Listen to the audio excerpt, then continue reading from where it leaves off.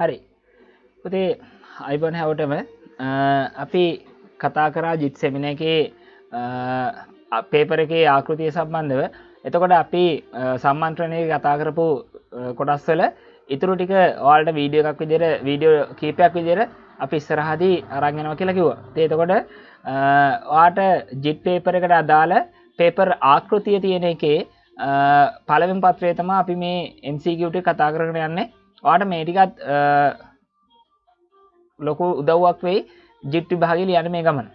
පුතේ ගණිතය මේ මෙහෙම කරන්නේ පරිගණකයේ කවර කොටසකින්ද කියලා පළවෙනිවරම ප්‍රශ්න විදිහට අහලා තියෙන්නේ.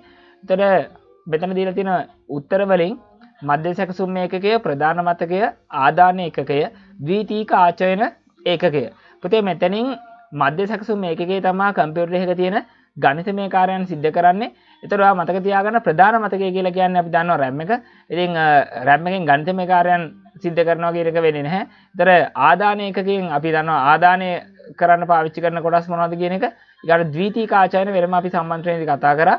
එතකොට පළවෙනි ප්‍රශ්නෙට පරිගණකයක ගණිතමය මෙහෙයුම් සිද්ධ කරන්නේ මධ්‍ය සැකසුම් ඒකකය කියන එක තමයි උත්තරේ වෙන්නේ. ඊළඟට ආදාන උපක්‍රමයක් සහ ප්‍රතිදාන උපක්‍රමයක් යන දෙකම සඳහා භාවිතා කර හැක්කේ කියලා මෙතනදී අහනවා. ඔයා දන්නවා ආදානය කියන්නේ ඇතුළත් කරනවා, ප්‍රතිදානය කියලා කියන්නේ පිට කරනවා. එතකොට ආදානය සහ ප්‍රතිදානය දෙකම තියෙන්නේ මෙතන තියෙන කීවෙනි උත්තරේද කියලා බැලුවොත් ස්පර්ශක තිරය උත්තරය 4. බලන්න ස්පර්ශක තිරය තුලින් අපිට ටච් කරලා මොනවා හරි දෙයක් ඇතුළත් කරන්නත් පුළුවන්. ඒ වගේම අපිට ඒක ප්‍රතිදානය කරගන්නත් පුළුවන්. ඒ නිසා දෙවෙනි උත්තරය වෙන්නේ ස්පර්ශක තිරය. හරි. එහෙම නැත්නම් ටච් ස්ක්‍රීන් කියලා කියනවා. right. ඊළඟට පරිගණකයේ ඇති ගොනුවක ප්‍රරූපය ෆයිල් ටයිප් හඳුනා ගැනීමට උපකාර වන්නේ. හරි. ෆයිල් ටයිප් එකක් අඳුරගන්න උපකාර වෙන්නේ මොකද්ද කියලා අහලා තියෙනවා. ඒතර ෆයිල් ටයිප් එකක් අඳුරගන්න උපකාර වෙන්නේ උත්තර 4න් මොනවද කියලා බලමු උත්තරේ වෙන්නේ. පළවෙනියටම දීලා තියෙනවා ගොනුවේ දිගුව. ඒ වගේම ගොනු නාමය.